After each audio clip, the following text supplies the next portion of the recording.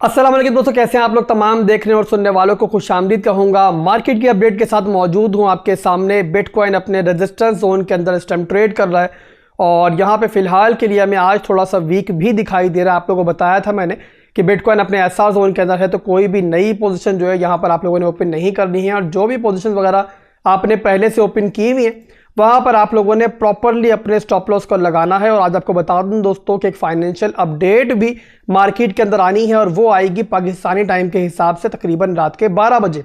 अब वहाँ पर दोस्तों एफओएमसी मिनट्स हमारे सामने आएंगे और हमने देखा है कि माजी के अंदर जब भी कोई ऐसी फाइनेंशियल अपडेट मार्केट में आती है तो वहाँ पर जो है ना मार्केट हमें वॉलेटाइल दिखाई देती है।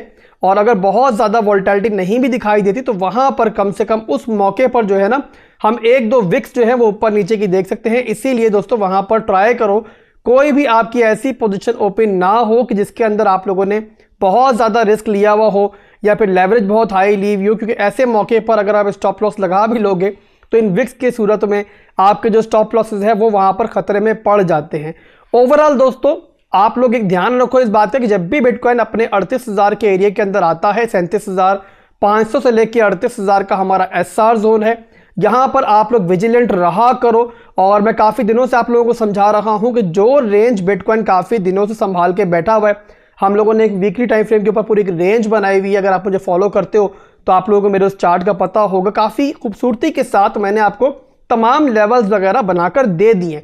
अब आप लोगों को दोस्तों क्या करना है कि अब वहां पर आप लोगों ने एसआर जोन के अंदर कोई नई पोजीशन ओपन नहीं करनी है और डिमांड जोन के ऊपर बिटकॉइन जहां पर अपनी सपोर्ट को डेली के अंदर होल्ड कर रहा है, जो कि उसका स्ट्रॉन्ग लो का एरिया है, वहां पर आप लोग अपनी ट्रेडिंग के तौर पर अगर कोई ट्रेड ओपन करना चाह रहे हो तो वो आप लोग वहां पर शॉर्ट टर्म के लिए ओपन कर सकते हो। जब तक बिटकॉइन इस रेंज को संभाले हुए है, म्यूजिक हमारी बैकग्राउंड पर चल रहा है, यानी कि मार्केट हमें प्रॉफिट दे रही है, हम ट्रेडिंग करते रहेंगे। और जहां पर बिटकॉइन ने अपना स्ट्रॉन्ग लो का एरिया लूज किया तो वहां पर फिर हमें साइड पर होके बैठना है।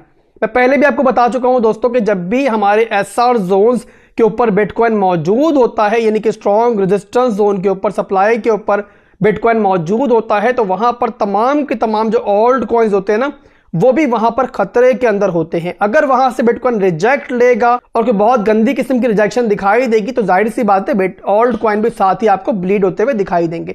तो वहां पर हमेशा आप लोगों ने क्या करना होता है, कोई भी नई पोजीशन ओपन नहीं करनी होती और वहां पर या तो हमें उस सप्लाई जोन के टूटने का वेट करना होता है या फिर दोबारा डिमांड जोन की तरफ आने का वेट करना होता है। इसी तरीके से ट्रेडिंग होती है और इसके अंदर दोस्तों कोई भी बड़ी साइंस नहीं है। अगर आप लोग सप्लाई जोन के अंदर मौजूद हो तो आपको पता होना चाहिए कि वहां से रिजेक्शन एक्सपेक्टेड होती है, तो वहां पर जाहिर सी बात है हमें विजिलेंट रहना पड़ता है। अब आप लोगों को सवाल ये होगा कि आसिफ भाई अगर वो सप्लाई जोन टूट जाए तो फिर क्या होगा? तो मेरे भाइयों कुछ नहीं होगा, सप्लाई जोन टूटेगा, दोबारा रिटेस्ट होगा तो हम कोई नई ट्रेड ओपन कर लेंगे। बट फिलहाल के लिए यहां पर हम लोग जब तक अपने एसआर जोन के अंदर हैं हमें कोई भी बड़ा रिस्क नहीं लेना है। ये बिल्कुल स्ट्रेट फॉरवर्ड बात है, कोई भी इसमें मैंने जिस पहले बताया कि बड़ी साइंस नहीं है कि आपको समझ में ये चीज़ ना आए। इसके अलावा अगर बात करें हम लोग इन्वेस्टमेंट की, अगर तो आप लोगों ने मेरे साथ नीचे बॉटम के ऊपर एसआईपी की हुई है इन ओल्ड कॉइन्स के अंदर, कि जिनके अंदर हम लोगों ने एसआईपी की हुई है, आपकी एंट्रीज मेरे साथ हैं, तो फिर यहाँ पर थोड़े बहुत प्रॉफिट को देखकर आप लोग यहाँ पर टेंशन मत लो।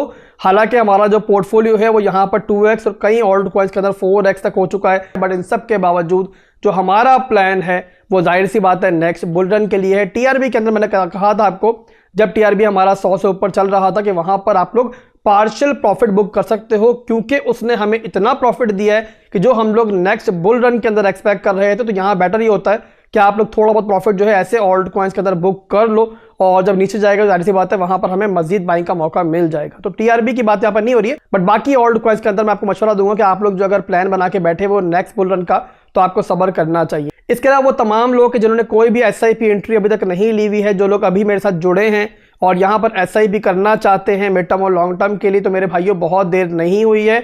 आप लोगों को इस टाइम बहुत सारे ऐसे ओल्ड कॉइन्स मिल जाएंगे जिन्होंने अभी भी ब्रेकआउट नहीं लिया है। इवन अगर कोई ओल्ड कॉइन अपने बॉटम से आपको 2x दिखाई दे रहा है तब भी टेंशन लेने की जरूरत नहीं है। आप उन ओल्ड कॉइन्स का टॉप चेक करो, आपको दिखाई देगा कि वो ओल्ड कॉइन्स अपने टॉप से बहुत ज्यादा नीचे हैं। अगर अपने साबका टॉप तक भी पहुंच जाएंगे तो आप लोग यहां से मेरा ख्याल है बहुत तगड़ा प्रॉफिट बना लोगे। तो उन ओल्ड कॉइन्स के अंदर आप चाहो तो अपने एसआईपी को यहां से भी स्टार्ट कर सकते हो। तरीका ये होता है कि आप लोगों ने किसी भी ओल्ड कॉइन के अंदर एंट्री लेनी है, अपनी उस इन्वेस्टमेंट को जो उस कॉइन के अंदर लगाना चाह रहे हो आप लोग 5 से 6 पार्ट्स के अंदर बांटो। एक पार्ट में आप एंट्री यहां पर ले लो, बकाया पार्ट्स को होल्ड रखो, मार्केट नीचे जाएगी, चांस देगी तो वहां पर आप अपने बैंक के जो है मजीद एवरेज आउट भी कर सकते हो। तो उम्मीद करता हूं कि आपको मेरी बात समझ में आ चुकी होगी कि मार्केट में हमें किस तरीके से चलना है, किस तरीके से सिस्टम सर्वाइव करना है। इसके अलावा दोस्तों एक फीडबैक मुझे चाहिए आपका कमेंट सेक्शन के अंदर कि आपको मेरी जो एनालिसिस की वीडियोस होती हैं चार्ट्स के ऊपर, जो मैं आपको टेक्निकल एनालिसिस दे रहा होता हूँ और इसके अलावा फंडामेंटल एनालिसिस दे रहा होता हूँ, वैसी ही वीडियोस पसंद हैं या फिर हफ्ते में 1-2 वीडियोस इस टाइप की भी होनी चाहिए। और अगर आपका फीडबैक मुझे अच्छा मिला तो इंशाल्लाह फिर आइंदा भी ऐसी वीडियोस जो है वो आती रहेंगी। और अभी के लिए दोस्तों आप दुआओं में याद रखिए अपने भाई को, और वीडियो को लाइक और वीडियो पर कमेंट करना मत भूलिएगा। अल्लाह हाफिज़।